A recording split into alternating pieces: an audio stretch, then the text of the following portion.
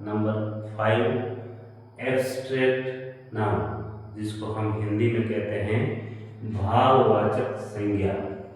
भाववाचक संज्ञा ये kinds of noun का अंतिम पार्ट है, पांचवा प्रकार है। इसको आप स्पेशल समझिए, इसको आप बड़े गौर से समझिए, क्योंकि जो अभी तक हमने 4 नाउन्स के प्रकार पढ़े हैं, उन नाउन के प्रकार से ये बहुत भिन्न है, बहुत अलग है।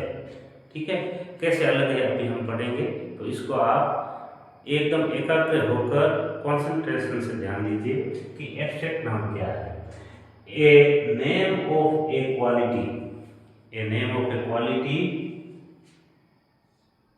फीलिंग, आइडिया, concept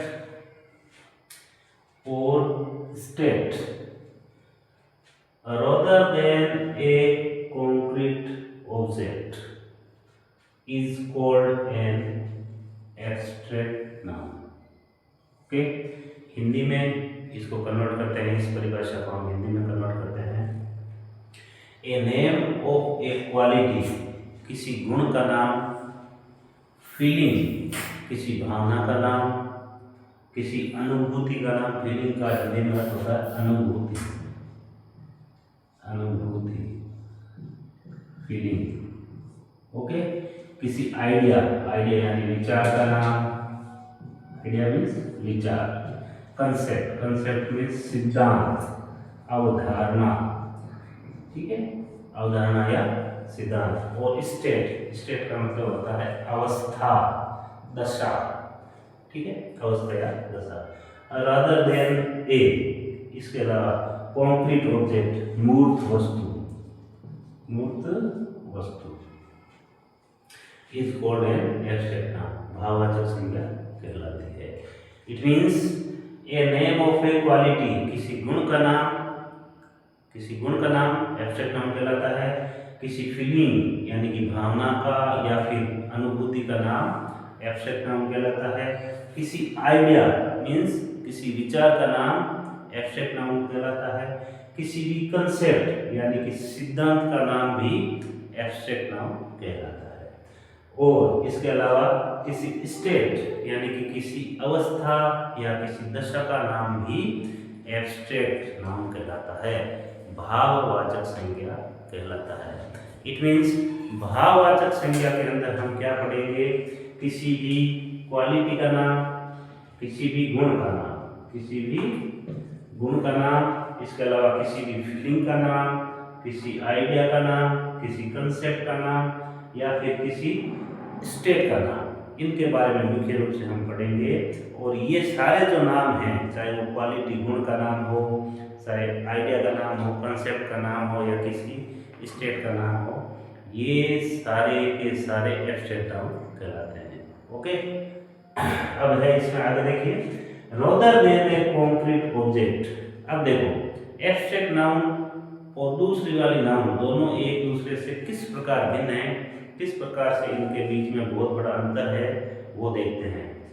हाँ, मैंने वीडियो की शुरुआत में, नाउन वाले क्लास के शुरुआत में मैंने बताया था कि जो शुरू वाली नाउन होती है वो हमारी ज्ञानेंद्रियों की पकड़ में आ जाती है।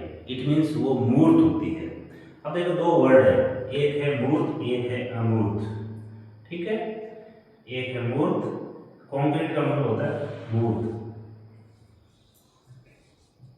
कॉन्क्रीट, कॉन्क्रीट का मतलब होता है मूर्त। ठीक है, और एक होती है एब्स्ट्रैक्ट, एब्स्ट्रैक्ट। ये मैं लाइन लिख देता हूँ, ऊपर उदाहरण है, यहाँ मैं समझा रहा हूँ। एब्स्ट्रैक्ट का मतलब होता है अमूर्त, हिंदी में इसको अमूर्त कहते हैं। अब कॉन्क्रीट और एब्स्ट्रैक्ट क्या है, सबसे पहले तो ये समझिए। कॉन्क्रीट का मतलब मूर्त है, मूर्त का मतलब हम मूर्ति, हम प्रार्थना करते हैं, हम सेवा करते हैं भगवान की मूर्ति के सामने, मन को शांत करके प्रार्थना करते हैं, तो वो क्या है, वो मूर्त है। हाँ, मूर्त का मतलब मूर्ति, मूर्त का मतलब मूर्ति, मूर्ति हमें दिखाई देती है, हम उसको टच कर सकते हैं, उसको छू सकते हैं, उसको स्पर्श कर सकते हैं, उसको देख सकते हैं। मूर्ति हमारी ज्ञानेंद्रियों की पकड़ में आ जाती है मूर्ति। मूर्त का मतलब हो गया ऐसी वस्तुएं जो हमारी पांचों ज्ञानेंद्रियों की पकड़ में, पांचों ज्ञानेंद्रियों में से कम एक के पकड़ में आ ही जाती है, ऐसी सारी वस्तुएं मूर्त वस्तुएं कहलाती है। ठीक है। अब पांचों ज्ञानेंद्रियां कौन सी है, आपको अच्छे तरीके से पता है कि हमारी पांच ज्ञानेंद्रियां कौन कौन सी होती है। नंबर 1 आंख, ठीक है, कान, नाक, जीभ और त्वचा। ये पांच ज्ञानेंद्रियां। आंख का काम होता है देखना, यानी कि ऐसी वस्तुएं जिनको हम देख सकें, वो कॉन्क्रीट नाम यानी कि मूर्त। कान का मतलब, कान का काम होता है सुनना, इट मीन्स ऐसी वस्तुएं जिनको हम सुन सकें। ऐसे ऑब्जेक्ट, ऐसी वस्तुएं कह सकते हो, या ऐसे ऑब्जेक्ट, वस्तुएं तो थोड़ा हिंदी में अलग हो जाएगा, ऑब्जेक्ट में सभी आ जाते हैं। ऐसे ऑब्जेक्ट जिसको सुना जा सकता है उसको भी हम मूर्त ही मानेंगे, कॉन्क्रीट ही मानेंगे, एब्स्ट्रैक्ट नहीं मानेंगे। ओके, क्योंकि वो हमारी ज्ञानेंद्रिय की पकड़ में आ रहा है। ठीक है। कोई गाना बज रहा है, ठीक है, तो गाना हमारे कानों में साउंड सुनाई दे रहा था, हमें पता है कि वो गाना है, गाना बज रहा है, ये मूर्त है, हमारी ज्ञानेंद्रिय की पकड़ में आ रहा है। इसी तरीके से नाक, नाक का काम होता है इसमें सूंघना, सूंघना, नाक का काम होता है सूंघना। तो कोई भी स्मेल है, कोई भी सुगंध है या दुर्गंध है, उसका पता हमें नाक द्वारा लगता है। जीभ, जीभ, जीभ क्या स्वाद का पता करती है, जीभ में स्वाद का पता करती है। वो त्वचा का काम है स्पर्श, टच करके, टच करके उसको छुआ जा सकता है, उसको स्पर्श किया जा सकता है। तो अगर इतने काम होते हैं, यानी कि हमारी पांचों ज्ञानेंद्रियों की पकड़ में कोई भी ऑब्जेक्ट है, कोई भी वस्तु है, जिन वस्तुओं को या जिस ऑब्जेक्ट को हम इन पांचों में से कम एक के द्वारा पकड़ सकते हैं या पांचों के द्वारा ही पकड़ सकते हैं, वो सारी मूर्त वस्तुएं कहलाती है, कॉन्क्रीट ऑब्जेक्ट कहलाती है। लेकिन इन पांचों की पकड़ में बाहर अगर कोई आ जाता है तो फिर वो एब्स्ट्रैक्ट नाउन है, यानी कि हमारे कान की पकड़ से नहीं है, आंख की पकड़ में नहीं है, त्वचा की पकड़ में नहीं है, जीभ की पकड़ में नहीं है और नाक की पकड़ में नहीं है, हमारी पांचों ज्ञानेंद्रियों की पकड़ में नहीं है, या पांचों ज्ञानेंद्रियों के द्वारा हम उस चीज को रीड नहीं कर पाते हैं, तो फिर वो एब्स्ट्रैक्ट है, अमूर्त है, फिर उसको हम एब्स्ट्रैक्ट नाम बोलते हैं। तो ऐसी वस्तुएं या वस्तु तो हम उसको नाम दे देते हैं, हकीकत में वो वस्तु हमारी पांचों ज्ञानेंद्रियों से बाहर है, तो उसको वस्तु नहीं कह सकते, इंग्लिश में हम उसको ऑब्जेक्ट कहते हैं। ऐसे ऑब्जेक्ट जो हमारी पांचों ज्ञानेंद्रियों यानी कि आंख, नाक, जीभ, त्वचा और कान की पकड़ में नहीं आ सकते हैं, उसको पकड़ने के लिए या उसको समझने के लिए सिर्फ हमें सिक्स्थ सेंस यानी कि छठी ज्ञानेंद्रिय, हमारे दिमाग का प्रयोग करना पड़ता है। ऐसे सारे ऑब्जेक्ट्स अमूर्त ऑब्जेक्ट्स कहलाते हैं, और अमूर्त ऑब्जेक्ट्स ही एब्स्ट्रैक्ट नाउन कहलाते हैं। उन अमूर्त ऑब्जेक्ट्स के नाम ही एब्स्ट्रैक्ट नाउन यानी कि भाववाचक संज्ञा कहलाती है। Okay, it means abstract noun वो नाम है, या दूसरे शब्दों में कहें तो एब्स्ट्रैक्ट नाउन सारी मानसिक क्रियाओं के नाम है। ठीक है, क्योंकि उनका भौतिक स्वरूप नहीं होता है। भौतिक स्वरूप किसे कहेंगे हम, जो हमारी पांचों ज्ञानेंद्रियों की पकड़ में आ जाती है वो है भौतिक, और जो हमारी पांचों ज्ञानेंद्रियों की पकड़ में नहीं आ सकती ऐसी चीजें अभौतिक या पराभौतिक कहलाती है, जिसको हम एब्स्ट्रैक्ट नाउन या एब्स्ट्रैक्ट बोलते हैं। वो सिर्फ हमारी मानसिक क्रियाएं, हमारे मन, मस्तिष्क और दिमाग की चीजें होती है। तो एब्स्ट्रैक्ट नाउन में बहुत सारी ये सारी चीजें मन से संबंधित और दिमाग से संबंधित है। ठीक है, जैसे गुण है, गुण कोई चलता फिरता दिखता नहीं है, गुण का प्रभाव दिख सकता है, गुण नहीं दिखता। उसको हम किसी ऑब्जेक्ट यानी कि किसी काल्पनिक वस्तु की तरह मानकर उसका नाम हमने गुण दे दिया है। हेलो, उसका नाम हमने गुण दे दिया। अब अनुभूति है, कोई फीलिंग है, तो फीलिंग का भी हमने नाम दे दिया है, फीलिंग का भी हमने नाम दे दिया है। उसके बाद में है आइडिया। आइडिया भी मानसिक, मन से संबंधित है, विचार है, दिमाग से संबंधित है। सिद्धांत है, ये भी दिमाग से संबंधित है, मन से संबंधित है। कोई भी अवस्था का नाम है, ये भी हमने काल्पनिक रूप से उस अवस्था के नाम को दे दिया।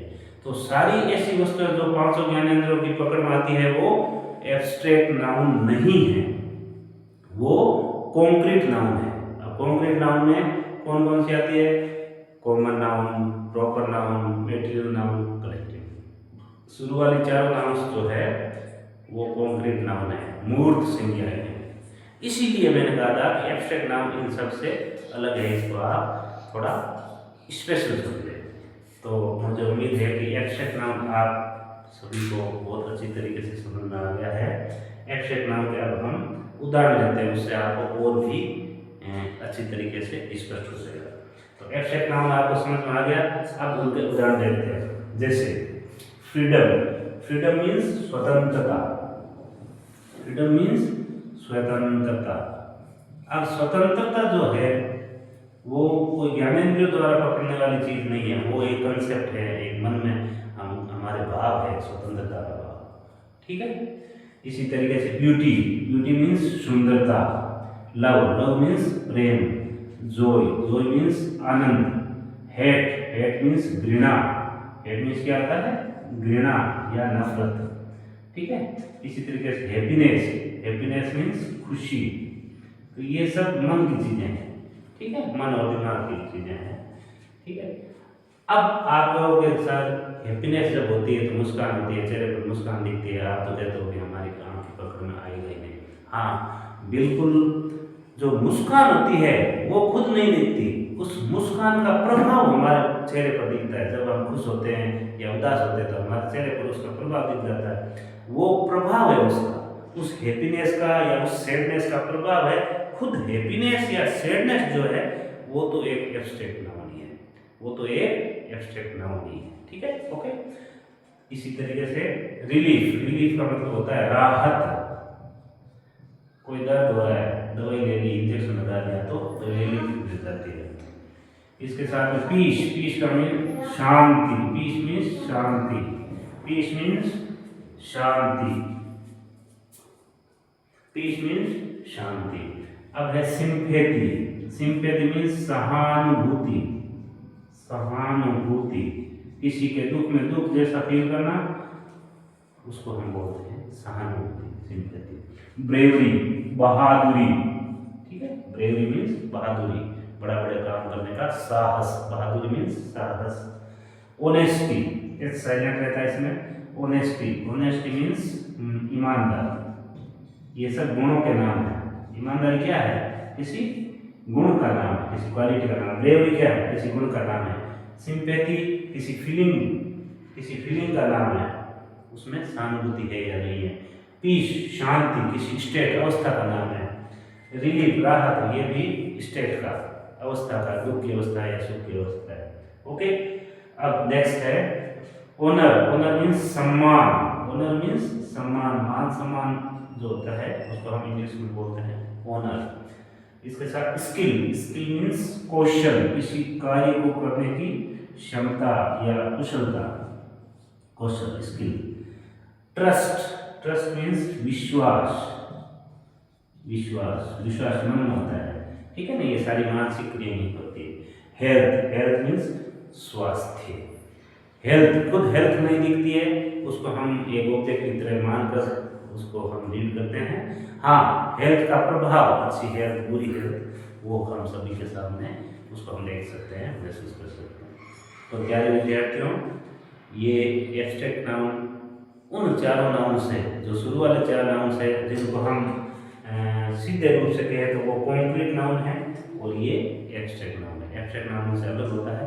एब्स्ट्रैक्ट नाउन को अगर आपने सही से समझ लिया तो फिर एब्स्ट्रैक्ट नाउन से संबंधित क्वेश्चन आपके गलत हो ही नहीं सकता, क्योंकि आपको ये ध्यान करना है कि हमारी पांचों ज्ञानेंद्रियों की पकड़ में आ रहा है या नहीं आ रहा है। ऐसी ऑब्जेक्ट्स, ऐसी वस्तुएं जो हमारे पांचों ज्ञानेंद्रियों की पहुंच से दूर है, वो सारे एब्स्ट्रैक्ट नाउन ही हैं।